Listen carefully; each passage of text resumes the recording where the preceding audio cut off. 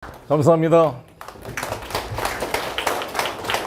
네, 이렇게 가을이 이제 짙어가는 이 충주, 우리 한반도의 중심 중원부에서 여러분들 뵙게 돼서 반갑습니다. 우리 맹정섭 TV에서 이렇게 좋은 기회를 만들어 주셔서 감사를 드립니다.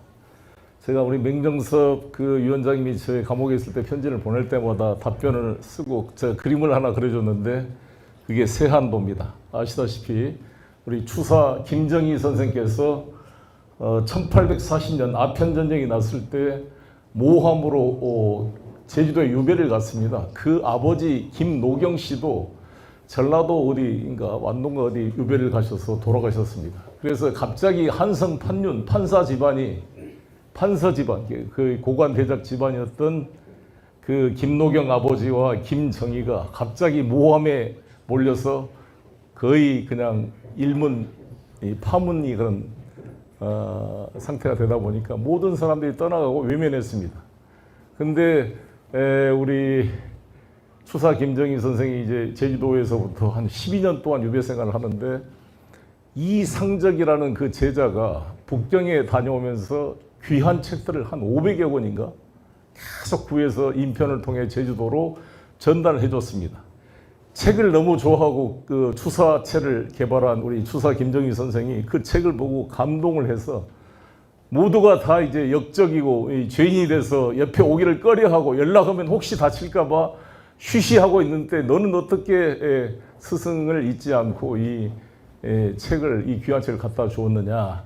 이 귀한 책을 현직 고관 대작한테 갖다 바치면 선물을 받고 큰 상을 받을 텐데 보낸 게 감동을 해서 뭔가 해주고 싶은데 할 게 없으니까 그린 게 바로 한 14m 길이의 그 좁은 방에서 그 가시로 위리 안치되어 있는 그 고립된 그 조그만 방에서 정성을 다해 그린 그림이 세한도입니다. 세한도. 우리 국보로 지정이 되어 있습니다. 그 세한도에 나온 말이 세한연후 지송백 지후조란 말인데 세상이 춥고 나니 소나무와 잣나무가 왜 늦게까지 시들지 않는지를 알겠구나 라는 뜻입니다. 정말 제가 갑자기 이렇게 돈봉투 사건으로 구속이 되다 보니까 대부분 사람들이 옆에 오기를 꺼려하고 아무도 잘 하지 않을 때 일관되게 검찰청에 출두할 때도 옆에 서 계시고 또 편지 보내주시고 오늘 여기까지 와주신 분이 우리 맹정섭 위원장이라 감사의 말씀을 드리고 또 우리 청주의 김은석 의원께서도 변치 않고 항상 격려를 해주셔서 여기까지 와주셔서 감사의 말씀을 드리겠습니다. 1253년도에 이 충주에 남산입니까 대림산이니까 논란이 되어 있는 것 같은데 지금 남산이 이름이 금봉사로 바뀌었다 그랬죠. 네. 거기에 청주산성에 우리 김윤우 승려 김윤우가 이 몽골의 5차 침입에 맞서서 70일 동안에 정말 기적적인 항쟁을 했다는데 여러분 정말 저도 감옥에 있을 때 몽골 그 칭기스칸의 일대기를 읽어보고 다시 한번 읽어보고 그러는데 몽골이 정말 무서운 그때의 민족이었습니다. 전 세계 유럽을 다 쓸어버렸습니다. 흑사병처럼 몰려와서 유럽에서는 다 기도하면서 이게 하나님이 우리한테 내는 징벌이구나. 그리고 저항한 놈들은 밟아서 다 죽여버렸습니다. 모스크바 같은 데 아예 밟아서 다 죽여버리고 다 큰 가마솥에다가 사람을 삶아 죽일 정도로 잔인한 이 몽골족인데 그 몽골족을 상대로 우리 당시 고려는 6번이나 침입을 당하면서 싸웠습니다. 그 중에서도 기적적인 게 여기에 있는 처인성에서 2차 침입 때 살리타이를 화살로 쏘아 죽였던 우리 김인우 승려가 5차 침입 때 우리 충주 시민과 함께 70일 동안 싸워서 이 몽골군과 맞섰다는 것은 정말 대단한 일이 아닌 것 같습니다. 지금 한미연합사령부 없고 미국에다 작전 지휘권을 돌려받으면 바로 북한이 쳐들어올 것이라고 벌벌 떠는 이런 똥별 같은 사고들은 김인우의 이런 것을 배워야 된다고 봅니다. 양만춘을 배워야 됩니다. 을지분덕을 배워야 됩니다. 당시 당나라는 로마 제국을 능가하는 세계 최강의 군대였습니다. 가장 국력이 강력했습니다. 6세기, 7세기 때의 당나라는 당시 서로마하고 서로마는 이미 망해버렸고 동로마 제국이 있었지만 비교가 안 되는 국력과 군대를 가지고 있는 나라였는데 얼마나 이 당태종의 침입을 맞서서 이겼던 고구려의 기상을 우리 대한민국 국군과 우리 국민들이 배워야 된다고 봅니다. 양만춘이 거의 그것 때문에 죽었잖아요. 당나라가 수나라가 망해버렸습니다. 수 문제가 여기 고구려 침입하다가. 유언으로 다시는 고구려를 침범하지 말라고 유언을 남겼다 할 정도였습니다. 그러한 이 강력한 고구려의 기상을 받아 안고 싸워야 전시작전권을 회수하는 것도 벌벌 떨고 전시작전권 회수하는 한미동맹 해치는 전시작전권 회수 결사반대 우리 집 앞에 가면은 무슨 통일자유당인가 자유통일당인가 프랑카드를 붙여놨더라고요. 그래서 정말 이 충주 왔을 때 그런 느낌이 들고 우리 충주는 중원부라 그래서 이 한반도의 중심이었고 또 지금은 이제 물의 도시가 돼서 한때 우리 맹정섭 위원장 말씀 들어보니까 서울 다음으로 큰 도시였다는 이야기를 듣습니다. 근데 이제 아무래도 청주 쪽으로 그쪽 도로가 일제 때 나니까 발전한 거죠. 우리도 그랬습니다. 제가 제 지역구가 계양구인데 원래 계양도호부가 부평을 다 관할하고 부평은 그냥 말 그대로 풍부할 부자에 평야 평자잖아요. 넓은 그냥 논밭이었습니다. 그런데 일제가 경인선을 놓을 때 계양산 밑으로 놀라 그러니까 그때 이 향교 양반들이 철도가 들어오면 풍속이 다 풍속이 물란해져서 안 된다고 반대를 해가지고 그 앞 들판으로 부평 들판으로 철도가 낮은 바람에 부평역 중심으로 부평이 이제 중심이 되고 계양구는 부평의 변두리로 됐습니다. 일제 때 그런 일이 있었는데 또 이 충청이란 말이 충주와 청주가 합해서 했던 말씀을 저도 듣고 있었고 그 가운데 중자의 중심이 되는 그 충청의 중심이 바로 충주가 아닌가 이렇게 생각이 듭니다. 그런데 충주는 인구가 20만, 지금 청주는 86만. 그런데 충주가 또 새롭게 비전할 수 있는 비전을 갖게 되기를 바라겠고요. 또 제가 원래 제 사주를 보면 수, 목이 많은데 물의 도시여서 아주 오면 마음이 편안해지고 좋더라고요. 제가 오늘 어떤 강연을 할까? 지금 이재명 대통령에 대한 이제 정부 성공을 위해서 어떻게 할 것인가 이야기인데 우리가 사실상 1948년 8월 15일 날 대한민국 정부가 수립이 됐습니다. 그 이후로 지금까지 수많은 대통령이 지나갔습니다만 우리가 진정한 의미의 정권 교체를 한 것은 4.19 혁명 때 잠시 혁명을 통해 정권을 교체했지만 합법적인 헌법적 절차에 따라 평화적 정권 교체가 된 것은 1998년도 김대중 대통령이 처음이었던 게 아닌가 싶습니다. 그 이후로 이제 대한민국 헌정사가 발전해 왔는데 그 중에 김대중, 노무현, 문재인 세 정부를 겪으면서 저는 국회의원을 운 좋게 37살에 국회의원이 돼서 제가 김대중 정부 때부터 국회의원을 생활했으니까 여당 생활을 더 많이 한 것 같습니다. DJ, 노무현, 문재인 정권에 다 국회의원을 했으니까 그래서 제가 반성이 되는 게 이 소중한 세 번의 이 정권을 겪으면서 너는 국회의원으로서 뭘 했느냐. 네가 뭐 실세, 동교동 뭐 이너서클도 아니었고 친문의 핵심이 아니어서 뭐 변두리에서 니는 뭐 힘을 못 썼다라고 이렇게 변명하기가 어렵습니다. 사실 저도 중진 의원이 됐고 마지막엔 당 대표까지 했는데 어쩌다가 이 윤석열 정권을 탄생시키는데 니도 공범이 아니냐 이런 죄책감이 컸고 그래서 감옥에 있을 때도 내가 감옥에 있는 게 지당한 맞는 말이다 이렇게 생각하고 있었습니다.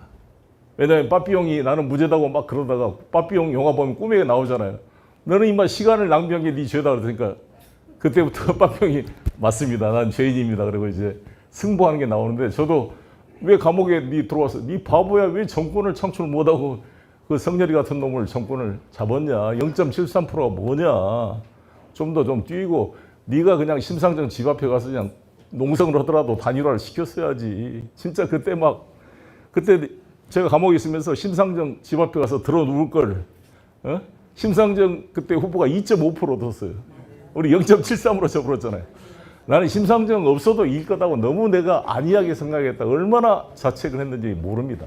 사실 제가 배진교 의원을 통해서 수차례 단일화 했는데 이미 그때 마음이 돌아서 쉽지 않았고 내가 노회찬 선배 무덤에 가서 울었습니다. 울어.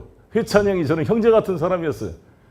회찬 형이 인천 지역에 노동운동할 때 저랑 같이 주사파들하고 싸우면서 인천 지역 민주노동자연맹을 같이 했는데 우리 집에 와서 자고 그랬어요. 우리 마누라 같은 단칸방에서 그럴 정도로 형제 같은 사이였는데 회찬 형이 그때 정의당 후보였다면 정말 나하고 형제처럼 합의해서 연립정부 합의를 하고 이재명 대통령을 그때 당선시킬 수가 있었을 텐데 하는 그 한탄이 좀 들기도 했습니다. 어찌됐건 지나간 일이고, 그래서 제가 느낀 것은 이제 이재명 정권이 정말 소중해서 여기서 우리가 뭐 타다다가 또 실패하면은 이 역사의 죄를 짓는 것이다라는 생각이 컸습니다. 개인적인 서운한 뭐가 있더라도 이래서 이재명 정부를 어떻게 성공시킬 것인가. 이재명 대통령 본인도 이것이 자기 개인이 사유하는 정권이 아니라 수많은 우리 국민들의 피와 땀으로 만들어진 정권이라는 공적 마인드를 확실히 가지고 있을 것입니다. 있으라고 생각합니다. 당연히. 그리고 그 주변에 있는 사람들도 이것을 사유화하려고 그러면 안 됩니다. 이게 얼마나 소중한 겁니까? 문재인 정부도 저는 문재인 대통령이 당선되자마자 촛불 연립 정부를 저는 수립해야 한다고 생각을 했습니다. 근데 그냥 촛불 연립 정부는커녕 그냥 민주당 내부도 자기 친문 세력 중심으로 권력을 독점하다 보니까 갈수록 이렇게 줄어들어서 결국 정권 창출에 실패해버린 거잖아요. 실패한 정도가 아니라 그냥 윤석열을 인큐베이터로 키워가지고 대통령을 만들어준 꼴이 됐기 때문에 숙주 역할을 한 결과가 됐습니다. 그러면 이제 지금 이재명 정부가 돼서 이것을 어떻게 성공시켜 나갈 것이냐. 되자마자 어려움이 있었습니다. 특히 이제 이번에 엊그저께 어제 이제 대통령께서 직접 그 한미 팩시트 결과를 발표를 했는데 여러분 그 보니까 어땠습니까? 좀 안심이 됐습니까? 어려움이 많죠. 어려움이 많은데 뭐 잘했다기보다도 진짜 어려운 파고를 선방하고 있다 이런 생각이 듭니다. 근데 이렇게 막을 수 있는 힘은 바로 국민들에게 기초한 것인데 일단은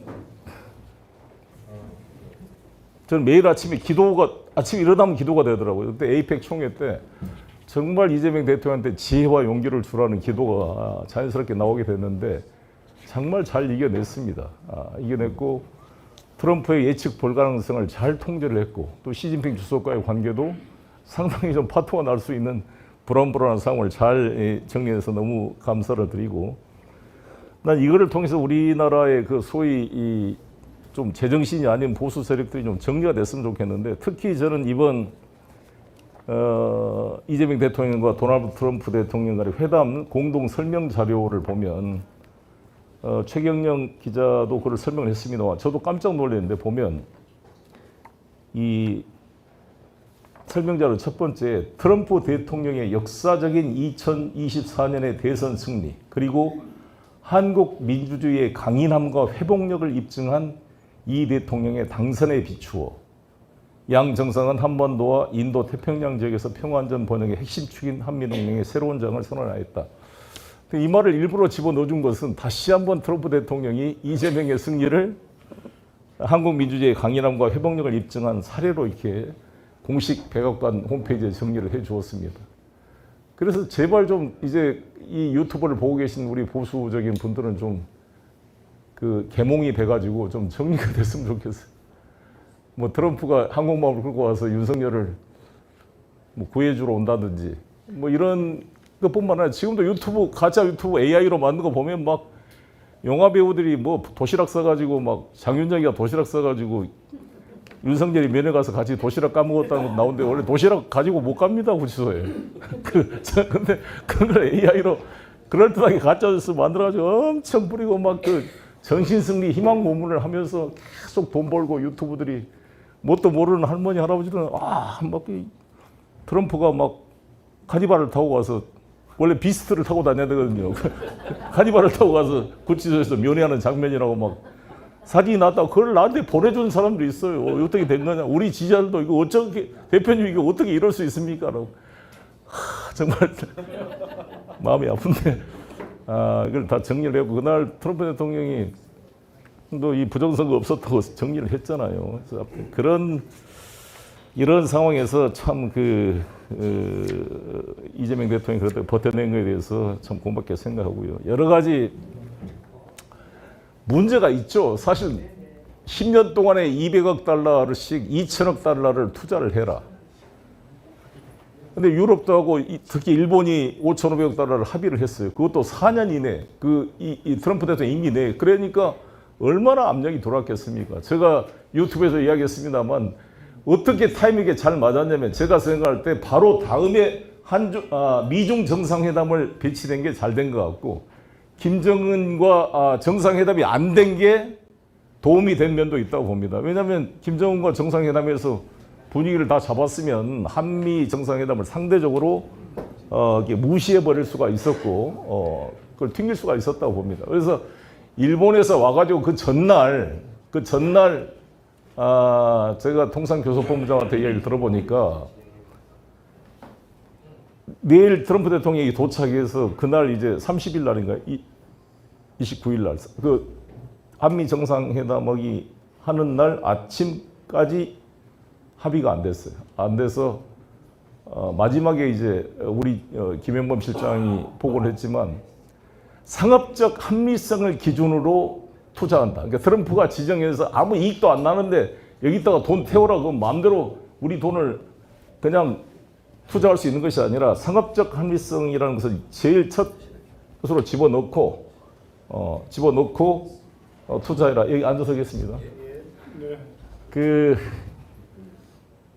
다음에 이제 투자위원회를 하워드 러트니기가 하지만 자문위원회를 우리 김정관 우리 산자부 장관이 참여해서 투자 협의를 같이 하도록 함으로써 터무니없이 이익도 안 나는 곳에 우리 정말 소중한 외화를 투입하지 않도록 통제 장치를 만들었습니다. 그리고 이제 200억을 의무적으로 투자한 게 아니라 실링을 200억으로 한 거잖아요. 그러니까 200억을 만약에 투자 못하면 연기해서 그게 10년이 20년이 갈 수도 있고 그거는 아주 가변성이 큰 겁니다. 그래서 그냥 MOU 형태로 하자는 겁니다. 이것을 계속 국회 비준을 받자고 떠드는 것은 우리의 발목을 잡는 것이기 때문에 MOU라는 게 Memorandum of Understanding, 양해각서란 말이라서 리걸 바인딩이 없어요.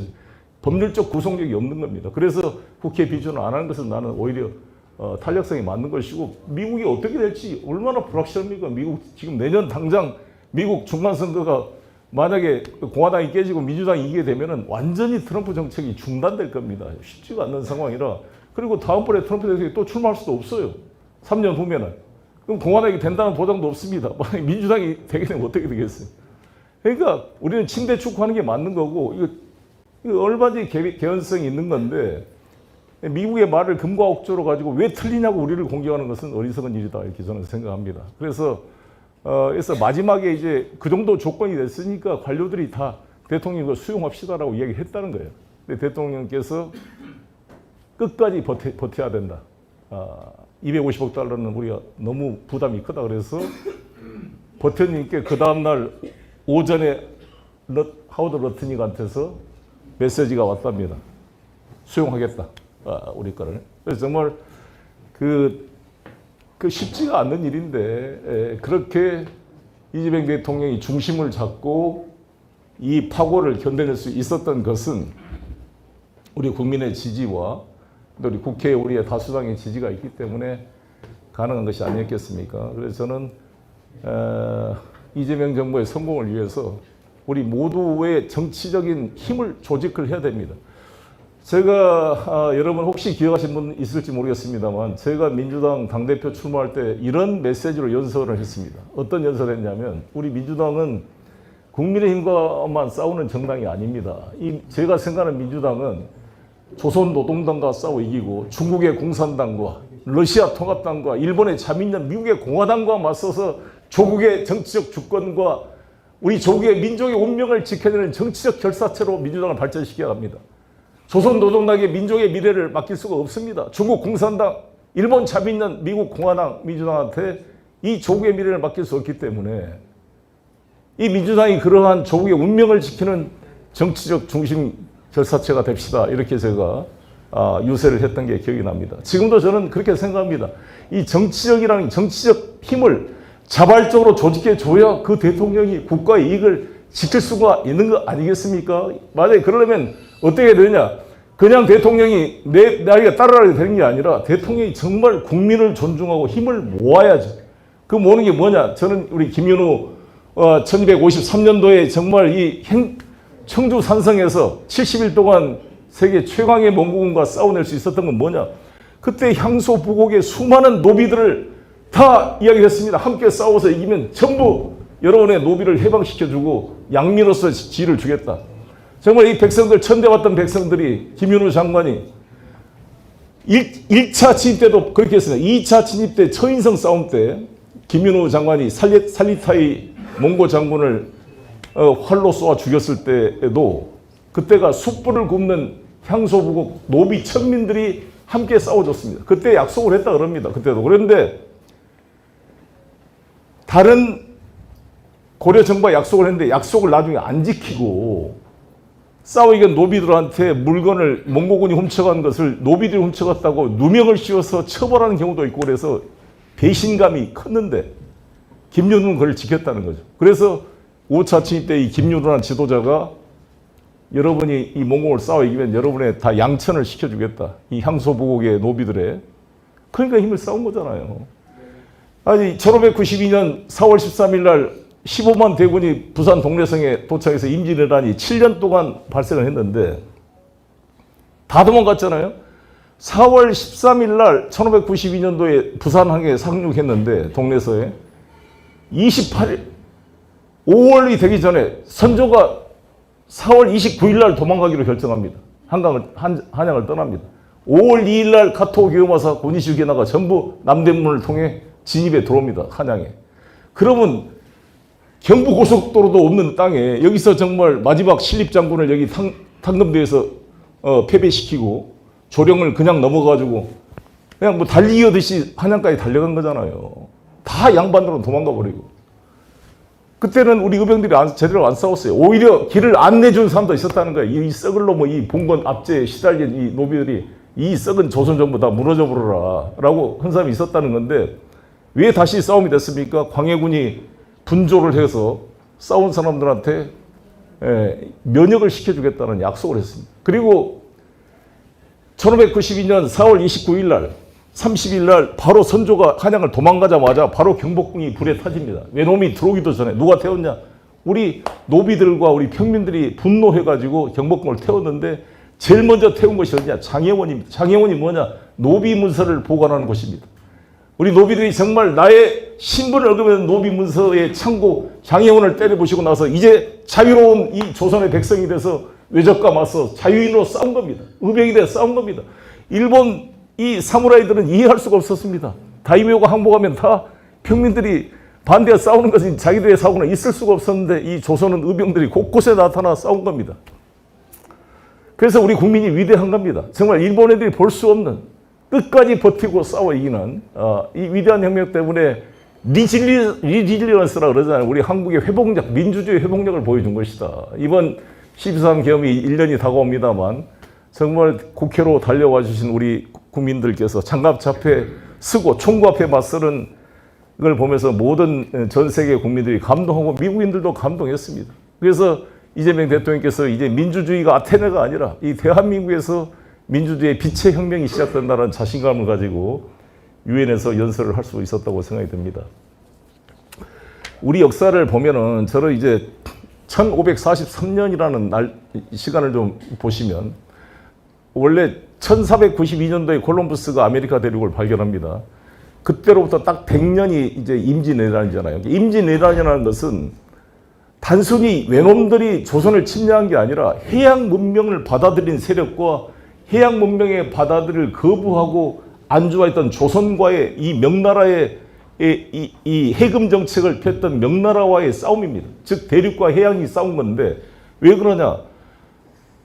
일본 같은 경우는 1492년도에 콜럼버스가 발견했으니까 1600년도 초감에 마젤란 이 전부 인도양을 돌게 되고 말레카 해협을 여행하면서 이제 포르투갈인들이 마카오를 개척하고 대만을 네덜란드가 개척하면서 해양 문명이 막 쏟아져 들어오기 시작할 때입니다. 그때 일본까지 오게 돼서 1543년도에 포르투갈 상인이 이 마카오를 가다가 표류를 해가지고 일본의 다네가시마에 창조해서 이 조총 두 자리를 전해준 게 바로 1543년도입니다.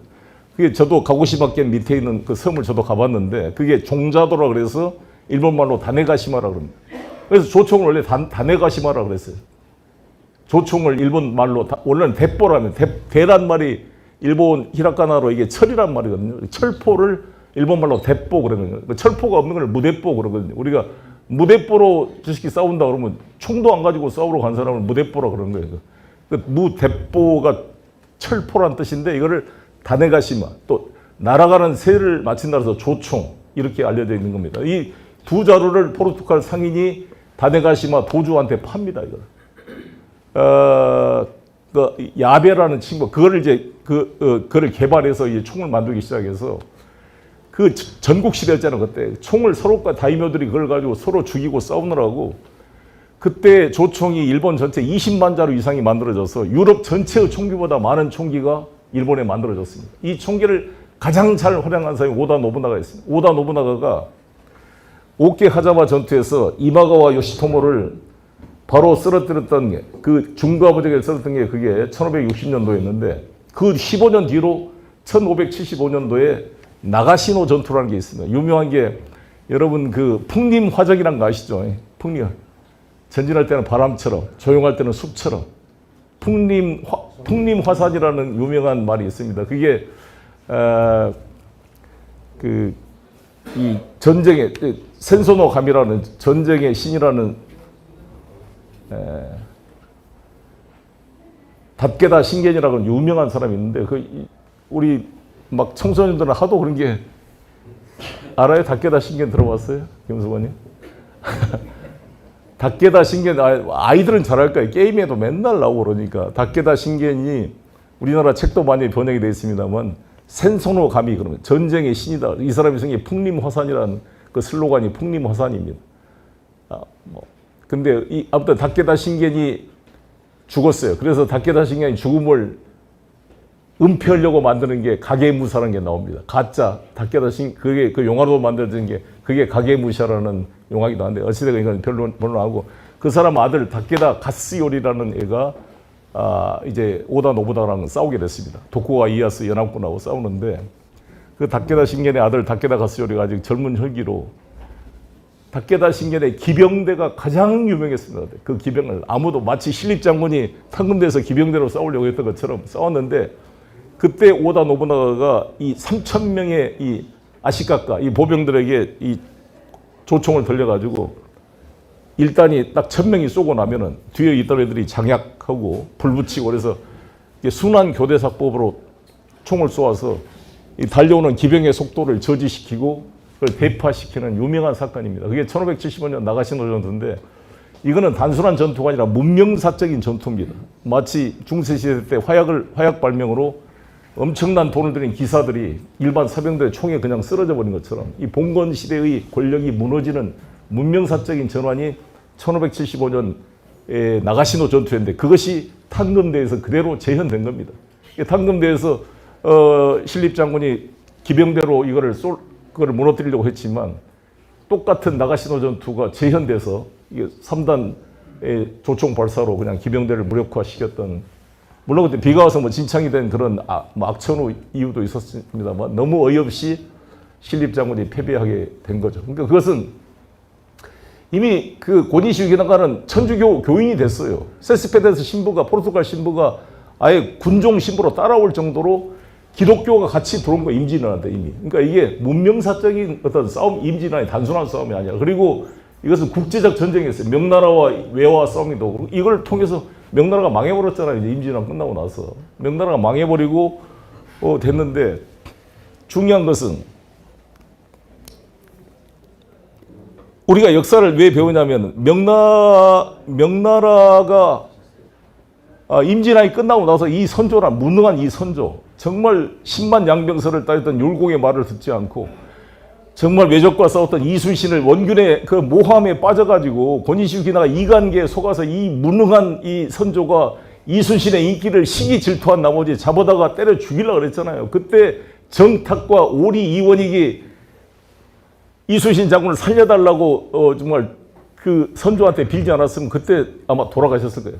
우리 김덕령 장군은 29살 무등산 호랑이 의병장이 이몽학의 반란에 연루됐다고 잡혀가지고 몽둥이로 맞아 돌아가셨어요. 옥중에서 그냥 맞아 죽었습니다. 이순신 장군도 그때 나이가 50이 다 됐는데 그 돌아가셨을 거예요. 더 두들겨 팼습니다. 근데 그때 오리 이원익 정탁이 눈물로 호소했습니다. 살려달라고. 유성룡이도 서해 유성룡, 이순신을 발탁했던 서해 유성룡도 이순신 선조가 하도 이순신을 미워하니까 눈치 보느라고 변론을 안 하고 포기했습니다. 서해 유성룡도 포기했던 이순신을 살려낸 정탁하고 오리 이원이 그분들한테 너무 감사한 마음이 저는 큽니다. 그때 이순신을 살려놨으니까 이 조국이 있었던 거잖아요. 그 다 뚫게 맞은 사람을 백의종군에서 장흥에 딱 12척이 있어요. 13척은 나중에 한 척이 보태진 거고 12척이 장흥 앞바다에 이번에 한강 작가의 아버지가 살았던 그 한강 작가의 고향입니다. 원래 그 장흥이. 장흥 앞바다에 12척의 배를 가지고 시내에 아직 이순신과 이 13척의 배가 있습니다. 그래서 싸우기는 참 눈물 난 일이죠. 어쨌든 이 전쟁이 끝나고 나서 이 자가 어떻게 했습니까? 이 선조가 이 전쟁을 어떻게 평가했냐? 이 전쟁은 이순신과 권율이나 의병장들이 싸워 이긴 게 아니라 약간의 도움은 됐지만 명나라 천자의 군대가 와서 싸워줘서 우리 이 조선을 지켰기 때문에 우리는 제조 지은의 은혜를 명나라로부터 입었기 때문에 명나라한테 대대손손 충성을 하자라는 게 그때의 선조라 이런 소위 사대부들의 주장이었습니다. 근데 그러나 광해군 입장에서는 자기 아버지는 도망가려고 자기한테 분조로 해서 조정을 나눠서 자기한테 책임 넘기고 우주에서 압록강 건너서 도망갈 준비를 하고 있었잖아요. 근데 광해군은 자기 힘으로 정말 이 백성들의 아픔을 안고 해봤던 사람으로서 그 명나라 놈들이 와가지고 이효성이가 도와준 것도 있지만 또 얼마나 민폐를 끼쳤습니까? 막 갑질을 다 해대고 이놈들이. 그러니까 광해의 임금은 그걸 알았기 때문에 집권하자마자 정말 이 명청관의 그런 균형 외교를 통해서 청나라의 명나라의 요청을 적당히 무마하면서 강우님을 보내가지고 중립 외교를 펼쳤던 건데 이게 인조 반장의 빌미가 돼서 인조가 광해 임금을 쫓아냈던 게 1623년도입니다. 그래서 나는 조선 역사가 1623년부터 망해버렸다 이렇게 생각합니다. 이 우리나라 27명의 조선 왕조 임금 중에 가장 멍청하고 나쁜 놈이 인조고 두 번째가 선조인데 둘이 난영난제인데 그 중에도 인조가 더 나쁜 놈인 게 이 바보가 정말 자기 소현세자 자기 아들도 죽이고 며느리도 죽이고 손자까지 다 죽인 비정한 놈이었고 이 무능한 자가 그렇게 해서 아무런 준비도 없이 청나라와 적대 정책을 펴고 청나라를 오랑캐로 폄하하고 죽어가는 명나라의 충성을 지킨다 그러다가 결국 정묘호란 27년도에 1636년 병자호란에 막 맡아서 남한산성에서 정말 버티다가 나중에 끌려 나와가지고 황태극 홍타지 청나라 황제 말고발에 무릎을 꿇고 머리를 3번 이마에 피가 나게 찍으면서 항복을 하는 삼전도의 치욕을 했던 사람이 인조인데 삼전도의 치욕은 둘째 문제고 얼마나 많은 우리 백성들이 끌려가고 죽고 그렇게 했습니까? 이런 바보 같은 짓을 했던 게 그 인조입니다. 인조. 근데 딱 지금 윤석열이나 지금 국민의힘이 거의 인조보다 더 심한 수준이라고 저는 보여지는 거예요. 완전히 도대체 뭘 하자는 건지. 아니 그래서 이 은진송 씨, 송시열, 저는 여산 송씨입니다. 송시열하고 저는 계보가 다릅니다. 송시열이 노론의 핵심 이데올로기인데 이 사람들이 소위 우리 충주의 화양동 서원이 이쪽이죠. 충청북도에 있는 거죠. 화양동 서원. 서원에 이렇게 써놨어요. 거기다 제사를 지냈는데 뭐라고 제사를 지냈냐. 명나라 주원장 홍태조, 명태조 신위하고 그 다음에 만력제, 신종, 즉 우리나라의 임진왜란때 이호송을 보낸 사람이 만력제 신종입니다. 명신종의 유폐하고 마지막에 숭정제 의종입니다. 명의종이 숭정제가 마지막 명나라에 목매달아 죽은 사람이에요. 이자성의 반란에 북경이 함락되니까 청나라가 오기도 전에 지가 북경이 이자성의 난에 의해서 북경이 함락되는데 그때 자금성 뒤에서 목매달아 죽은 사람이 숭정제인데 거기에 어떻게 써 있냐면은 대명천지 1월 숭정이라고 돼 있어요. 그 대명천지가 뭐냐? 천지 하늘과 땅이 대명제국의 것이고 해와 달이 숭정 황제의 것이다 이런 뜻입니다. 대명천지 1월 숭정. 그래서 우리가 대명천지에 이런 일이 벌어진다 이 말 할 때 알고 써야 돼요. 이 대명천지가 밝은 대낮에 이런 일이 벌어졌다는 게 아니고 천지가 대명제국의 것이다 이런 뜻입니다. 어떻게 대명제국 하에 이런 일이 벌어질 수 있단 말인가 이런 뜻이기 때문에 저는 대명천이라는 말을 잘 안 씁니다. 조심해서 써라. 알고라 써라. 내 주장이. 그런 건데, 그래서 그만큼 명나라에 충성을 쓰고 숭정, 그때 선비들끼리 편지를 쓸 때도 숭정 몇 년이라고 썼어요. 그냥 청나라를 인정하지 않고 청나라를 오랑캐로 폄훼하고. 그게 무슨 국익에 도움이 되냐고. 오히려 광해 임금을 뭐라 그랬냐. 인조 반정의 경문을 보면 이렇게 써놨어요. 명나라 때 이 종묘 사직이 풍전등화에 돼 있어서 명나라 천자가 군대를 보내 우리 조선의 사직을 다시 일으켜 세워서 제조 지은의 은혜를 입었는데 이 역적 광해가 이 명나라 천자의 은혜를 저버리고 명나라를 배신해서 오랑캐와 내통해서 강홍립을 보내 제대로 명나라와 연합해서 청나라와 싸우지 않고 둘이 타협을 함으로써 이 대의 춘추 대의를 배신한 이 광해를 이번에 처단함으로써 우리가 명나라의 관계, 이 대명의 우리 4대 명나라를 섬기는 이 충신, 소중화로서의 이 조선의 위치를 공고히 하자. 이런 취지의 내용입니다. 이 인조 반정의 경문이. 그러니까 이게 얼마나 황당한 그 놈이에요. 그 다음에 우리 효종이 북변론 했지만 실력도 하나도 없이 무슨 북변론 떠들다가 됐어요. 그래서 정말 이제 이번에 우리 이재명 대통령께서 자주국방을 외치게 됐는데 자주국방이 처음에 나오게 된 게 우리 김구 주석이 광복군 만들 때부터 자주적으로 우리 독립을 이 연합군에 의존하지 않고 우리 힘으로 하자 해서 광복군을 만들었잖아요. 근데 OSA랑 연합을 해서 진짜 국내 진입 작전을 하다가 일본이 이제 패망을 해버렸는데 나 일본 애들이 정말 죽어서도 우리한테 도움이 안 되는 게 일본이 1945년 8월 6일 날 히로시마에 그 리틀 보이라는 이름의 핵폭탄이 떨어졌습니다. 1945년 8월 6일 날. 그때 이게 터지고 나니까 깜짝 놀랐죠. 그때 항복을 했으면 우리나라 분단이 안 되지 않았을까 이렇게 제가 상상을 해보거든요. 왜냐면 그때 소련이 참전을 안 했어요. 소련과 일본은 서로 간의 불가침, 이때 중립화 조약을 체결해서 소련은 아직 일본한테 선전포고를 안 하고 있었습니다. 독일하고만 선전포고를 해서 싸우고 있었던 거죠. 근데 루즈벨트가 계속 스탈린 보다가 일본 참전해달라 해서 왜 그랬냐? 일본 애들이 1억 옥세, 천황폐하의 정체를 만약에 연합군이 유지해준다는 약속을 하지 않으면 우리는 항복할 수 없다. 1억 명이 다 옥세에서 죽더라도 천황폐하를 지키겠다. 좀 괴기스러운 것, 무슨 유사 종교 같은 거죠. 천황을 살아있는 신도 봤기 때문에 애들은 이제 그래가지고 오키나와하고 이오지마 섬을 하나 점령을 하는데 2만 몇 명인가 죽었어요. 미군들이. 그러니까 미군들이 일본을 본토를 점령하려고 그러면 20만 명 이상의 미군이 사망할 거라는 보고가 루즈벨트한테 옵니다. 루즈벨트 대통령이 아니 자기 미군 20만 명 이상이 사망하는 일본 점령 작전에 대해서 엄두가 안 나는 거예요. 그러니까 이거 소련군이 좀 참여를 더구나 한 100만이 넘는 군대가 지금 만주를 비롯한 관동군들이 만약에 본토로 건너와 가지고 전부 본토 방위에 들어가게 되면 얼마나 많은 미군의 희생이 필요할까에 대한 겁이 나기 때문에 스탈린보다 참전해달라고 사정을 했는데 나중에 루즈벨트가 죽어버렸잖아요. 4월 며칠인가 돌아가시고 나서 이제 투르만이 되고 났는데 투르만이 한 5월 전인가 맨하탄 계획이 성공해서 포츠담 선언하기 전에 보고가 독일로 옵니다. 무사히 성공했다. 암호로. 뭐 환자를 무사히 치료했다 그러든가 뭐 이렇게 해서 원자폭탄이 성공되니까 트루만이 스탈린을 빼버려요. 네 없어도 이제 일본 이길 수 있으니까. 그래서 포츠담 선언은 소련이 안 들어가 있어요. 누가 서명했냐? 장개석하고 처칠하고 트루만이 서명했습니다. 포츠담 선언이라는 게 무조건 항복을 촉구하는 겁니다. 일본한테. 거기에 스탈린 이름이 안 들어갔어요. 나중에 스탈린이 들어갔는데 왜냐하면 스탈린은 그때 일본에 대해서 선전포고를 한 전쟁 당사자가 아니니까 포츠담 선언에 서명 자격이 없었어요.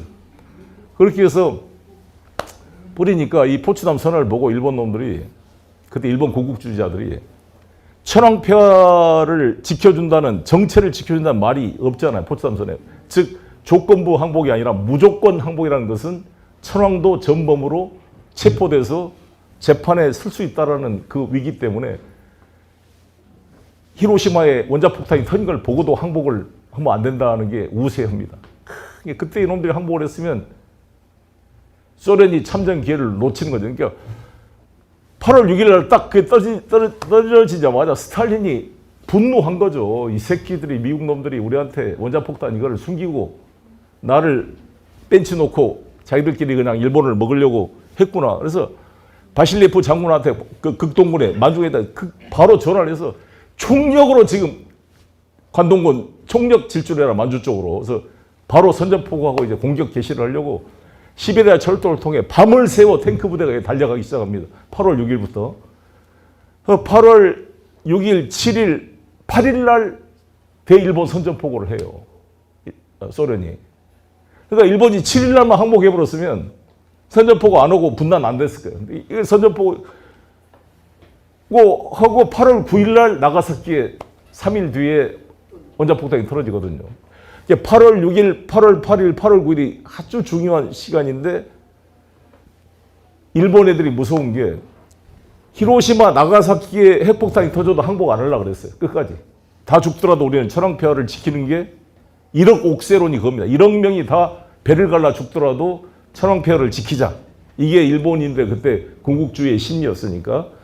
근데 소련이 참전하다 보니까 항복한 겁니다. 소련이. 왜? 소련이 참전하면 베를린처럼 소련이 도쿄를 만약에 연합군하고 소련이 반반씩 점령하면 꼼짝없이 히로히토는 전범 재판소에 뉘렌베르크 법정처럼 잡혀가지고 전범으로 유죄 판결을 받을 수밖에 없기 때문에 이럴 바에야 확실하지 않지만 미군한테 빨리 항복하는 게 천황폐하를 지키는 길이다. 그래서 바로 항복을 하게 된 겁니다.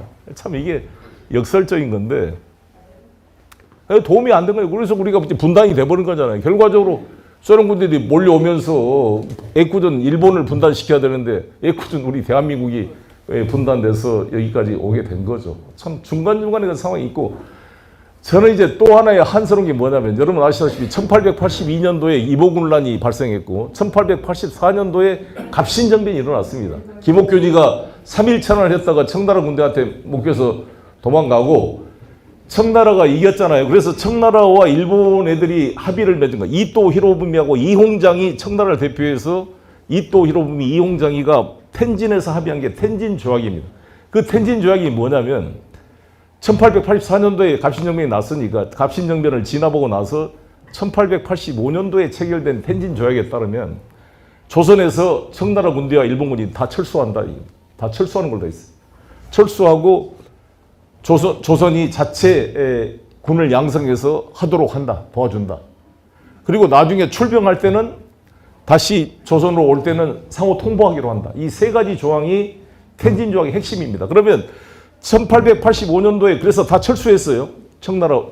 그러면 1885년부터 1895년 갑오개혁 때까지 그 10년의 세월이 황금 같은 시간이었습니다. 우리가 정말 그때 군비를 개혁하고 근대화시키고 문물을 만들고 그래서 1882년도에 미국과 상호 통상조약을 체결했고 1884년, 1886년 프랑스, 84년 영국, 86년 프랑스, 1866년 그 전이죠. 1886년 전에 이미 체결돼 있었습니다. 1884년 아무튼 체결돼 그때부터 미국, 영국, 프랑스들하고 체결되면서 이제 우리를 근대화시킬 수 있는 토대, 힘을, 국력을 키울 수 있는 시기였는데 이 고부군수 조병각 같은 이런 탐관 오리들이 정말 이 백성들을 갈구고 그래가지고 일어난 게 동학 농민혁명이 1894년도에 터지게 된 겁니다. 그러면 그 동학 농민들과 타협을 해가지고 정말 그때 홍계원인가 누구 포토사라 그러죠. 조병갑의 학정을 조사해가지고 이걸 처벌해서 민심을 수습했어야 되는데 초토사라 그러죠. 이런 놈들이 같이 조병갑 편을 들어서 백성들을 하고 싸움을 하게 되니까 이게 번지게 되고 그 와중에 이 바보들이 청나라한테 군대 파병을 요청하고 그러니까 청나라는 텐진 조약에 따라 일본에 통보하니까 일본 애들이 더 빨리 와서 일본 애들이 1894년도에 7월 달에 벌써 이미 군대를 가서 경복궁을 진압하고 그때부터 조선 침략이 시작된 겁니다. 그때부터. 그러니까 그때를 생각하면 너무 가슴이 아픈데 이 무능한 이 조선 정부가 자국의 백성을 주기 위해서 외놈들과 청나라를 끌어들이는 이런 미친 놈들이 어디가 있냐 이거죠. 왜 자신의 조국의 자기 백성, 자기 민족을 자기 힘으로 해결하지 못하고 외국 군대에 의존하려고 하는 이런 뼈아픈 이런 이 비자주적 사고가 지금도 우리 사고에 형성되어 있는 거죠. 그때를 저는 생각해 보는 거예요. 그래가지고 어떻게 됐어요?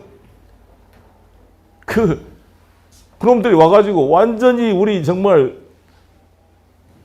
기관총으로 다 쏘아 죽인 거잖아요. 완전히 그냥 그때 공주 우금치 마루에 전부 시산혈해를 이루고 죽어갔습니다. 우리 노학 농민들이 정말 가슴 피가 맺힌 건데, 그리고 나서 이놈들이 이제 청일전쟁이 벌어진 거잖아요. 청일전쟁이 벌어져서 청나라를 깨지고 나니까 요정반도까지 다 먹으려 그러니까 이제 러시아에 뭔가 협력을 해보려는 민비가 걸림돌이 된다 해서 민비를 죽여버린 게 바로 1895년 을미사변입니다. 을미사변. 미우라 공사 등 이놈들이 와서 정말 명성황후를 시해하고 거의 오줌을 싸고 불에 태워 죽였다는데 그 기운을 받으려고 김건희가 명성황후 방에까지 들어갔다 왔다는데 그것도 참 웃기는, 무슨 기괴한 일인지 알 수가 없는데, 아무튼 그렇게 우리 국모가 처참하게 이렇게 살해된 거죠.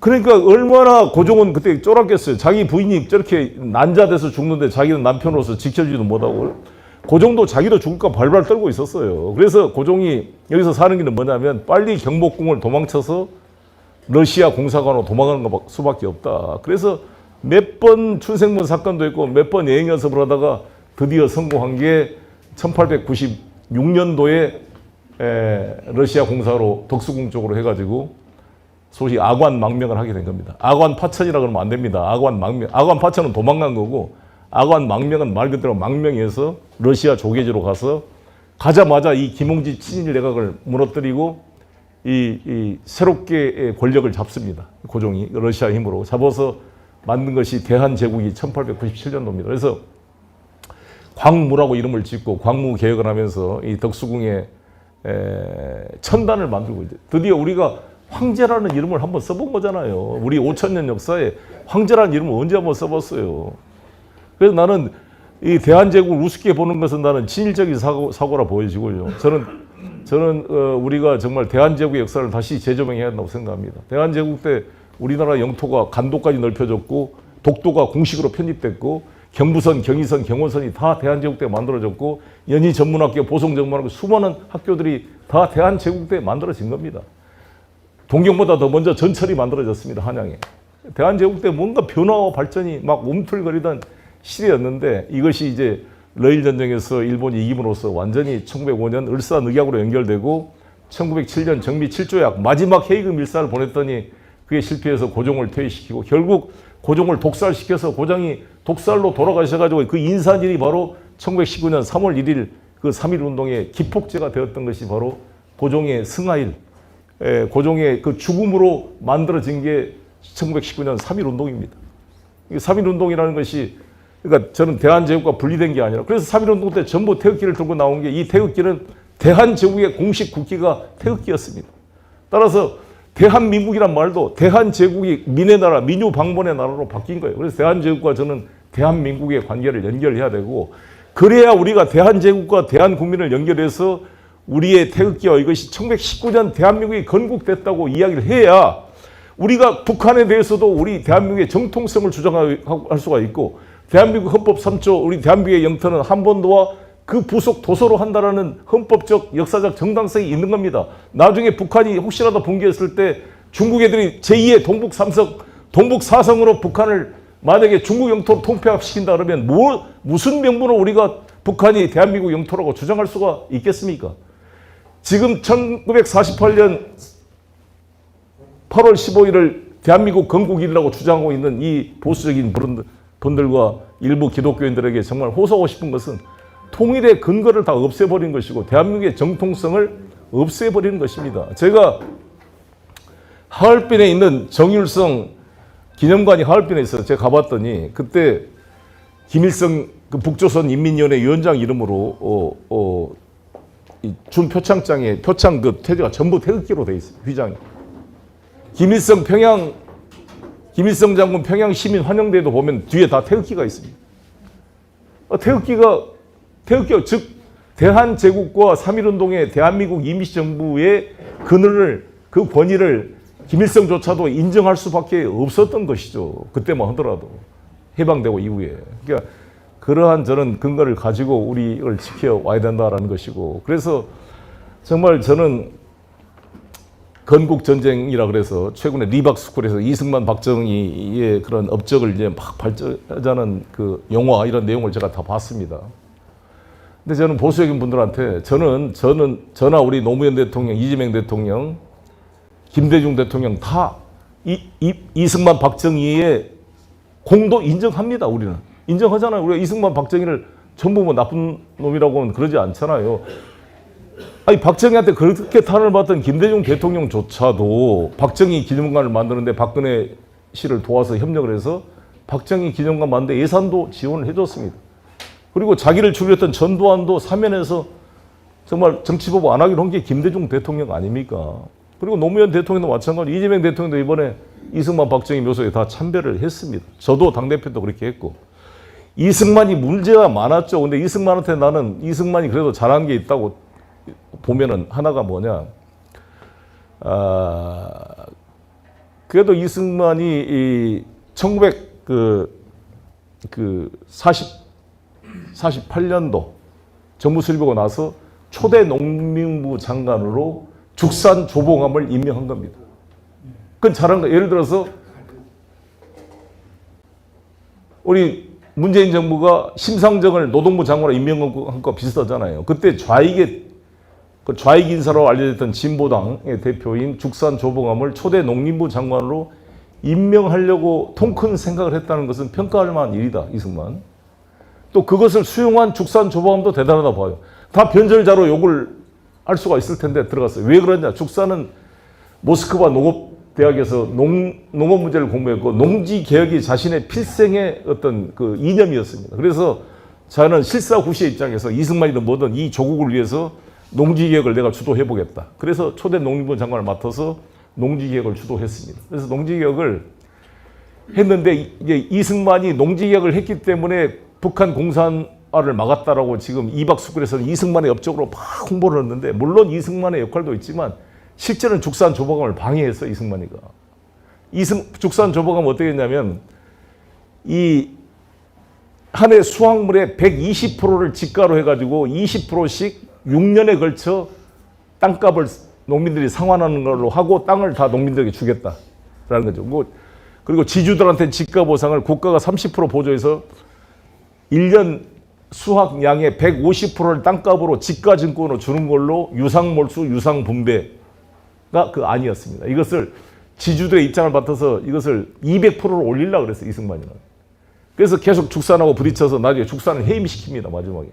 이게 어찌됐건 그건 자체하고 나는 그 평가해준다 이 말이죠. 그러나 이 리박스쿨 지금 보수주의자들이 이것이 무조건 이승만의 뭐 만의 업적이라고 말하는 것은 나는 과장이다 이렇게 보는 거죠. 왜냐하면 그때 김일성이가 무상몰수 무상분배를 북쪽에서 하고 있으니까 농민들이 민심이 흔들렸던 거죠. 우리도 뭐 해야 되고 그래서 유상몰수 유상분배를 하고 6.25 나기 직전에 전부 그게 일단 땅을 주겠다는 약속 통지서가 가게 됩니다. 그렇기 때문에 6.25 때 만약에 농지개혁이 안 된 상태에서 6.25가 일어났으면 남로당의 활동이 훨씬 강화됐을 것이고 소장농들이 남로당의 동조자가 넓어져서 이 전선 뒤에서 교란 작전을 펴게 됐으면 6.25가 쉽지 않았습니다. 낙동강 전선이 무너질 수가 있었기 때문에 우리 대한민국이 공산화를 막고 우리 대한민국을 지킬 수 있었던 것의 중요한 요인 중에 하나가 농지개혁이라는 것은 누구도 부인하지 않습니다. 저도 동의하는 거고 그 성과 인정합니다. 나는 이렇게 인정해 준다. 이게 이승만이 그거 잘했다. 그러나 그건 당신만 것이 아니었다. 그 죽산 조봉암을 나중에 간첩으로 몰아 죽인 이승만은 또 뭐냐고 그걸. 초대 농림부 장관으로 자기가 함께 농지개혁을 그 성과로 홍보하면서 그 주역인 죽산을 간첩으로 몰아 사법살인으로 정말 사형시켜버린 사람. 죽산이 사형 집행된 게 1949년 7월 31일, 1959년 7월 31일이면 딱 4.19를 1년도 안 남기고 돌아가셨어요. 지금 다 명예회복이 돼서 무죄 판결을 재심에 받기는 받았습니다. 그거 하나고 또 하나 중에 하나 평가하고 싶은 것은 원자력을 만든 겁니다. 그때 우리가 왜 그랬냐면은 1948년 5월 10일 날 50선거를 하게 되잖아요. 그러니까 북한에서 그때까지는 전기를 남쪽에 보내줬어요. 왜냐하면 전력 생산을 주로 수풍댐부터 북한에서 다 수력 화력이 발전이 컸기 때문에 우리나라의 전력과 그때 북한의 전력이 거의 82대 18% 정도로 압도적으로 북한의 전력이 풍부했습니다.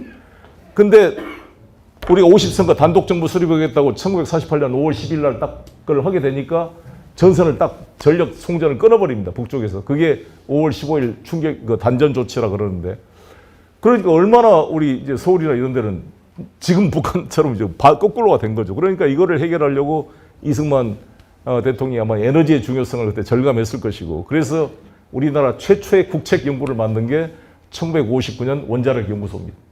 그래서 그때부터 원전을 준비해가지고 원전이 그때부터 20년 후인 70년대 후반도에 우리나라 원전이 일대 원전이 고리 월성 이게 이제 가동되기 시작한 거죠. 그리고 그러한 원전의 에너지가 있었기 때문에 우리가 값싼 에너지로 70년대 80년대 경제 성장이 가능했던 것입니다. 그래서 나는 이 원자력 개통에 있는 사람들 성과를 인정해야 되는데, 이 원전 인사를 문재인 정부 때 갑자기 이 사람들 원전 마피아로 매도를 해가지고 탈원전 한 바람에 완전히 나는 망했다고 보거든요.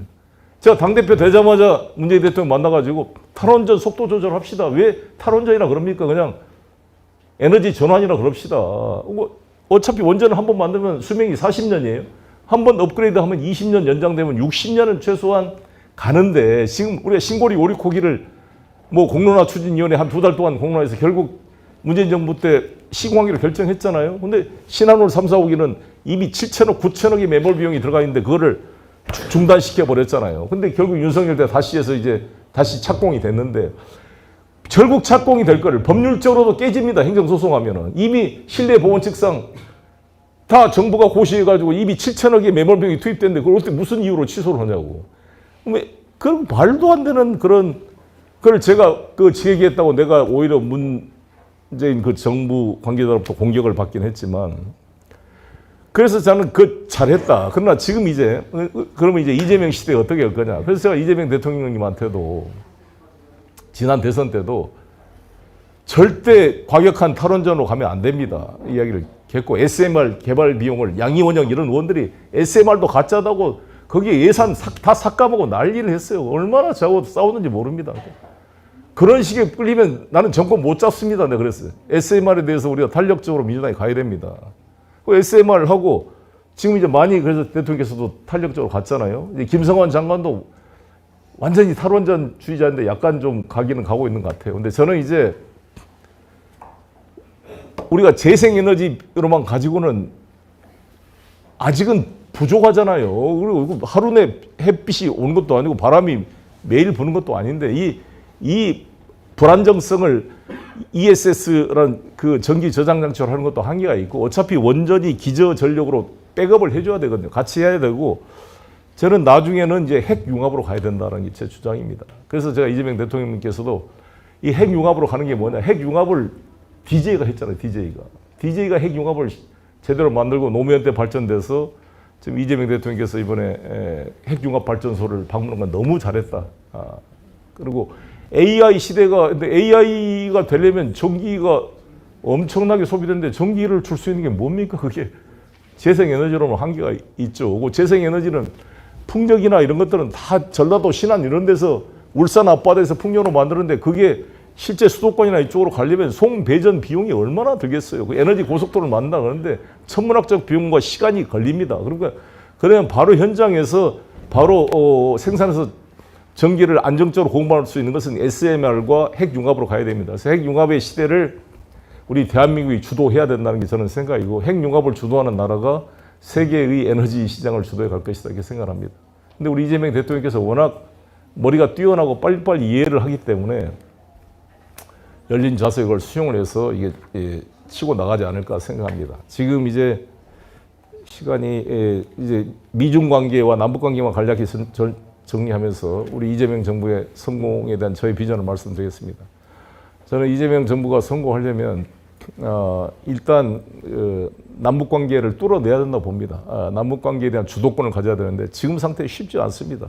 이거를 뚫을 수 있는 게 저는 러시아가 중개 역할을 할 수밖에 없다 이렇게 생각합니다. 그래서 저는 한러 관계를 복원해야 된다는 생각을 가지고 있고, 제가 정치에 복귀하게 된다면 한러 관계를 복원하는 데 큰 역할을 해서 이재명 정부에 도움을 줄 생각을 가지고 있고요. 그래서 정말 우리가 북극 항로도 뚫어져야 우리가 특히 영남 이쪽에는 무슨 비전이 있어요? 북극 항로가 떨어져야 부산, 속초, 울산 이런 데 다 비전이 있는 거 아닙니까? 그걸 할 수 있다면 러시아의 관계를 풀지 않고 어떻게 그걸 하겠어요? 뭐 선박 조선도 마찬가지입니다. 그래서 저는 그걸 반드시 뚫을 수가 있고, 그래서 트럼프 저는 임기 내에 앞으로 3년 얼마 남았습니다만 트럼프가 문제도 있지만 저는 이재명 대통령과 트럼프는 둘이 나는 케미가 맞을 수 있다 이렇게 생각합니다. 그래서 오늘 사인한 이 책도 털시 게버더라는 미 정보국장 여성인데 제가 이 사람이 하와이 국회의원을 4번 했는데 그때 제가 만나서 아는 사람이에요. 근데 이분의 책을 읽어보고 이 사람이 민주당을 탈당하면서 트럼프를 지지해서 그 대가로 지금 미 트럼프 정부의 정보국장을 하고 있는데 이 양반 주장이 북한과 미국의 직접 대화가 매우 중요하고 푸틴과의 대화가 매우 중요하다는 것을 강조해 놨습니다. 트럼프 대통령이 푸틴과 김정은과 잘 지내는 것은 세계 평화를 유지하는 데 매우 중요한 자산이다. 이런 입장을 가지고 있어서 제가 이 책을 번역함으로써 여기서 이재명 대통령과 트럼프 간의 접점을 찾을 수 있는 논리가 숨어 있다. 그래서 이걸 쓴 거니까 한번 꼭 읽어봐 주시고 특히 5장을 꼭 읽어보십시오. 5장. 5장이 다른 거 시간이 없으면 5장만 읽어보면 그게 북한 그 핵 문제에 대한 그 문제가 나와 있습니다. 그래서 저는 이제 중국과의 관계도 지금 시간 얼마 지났죠, 이거?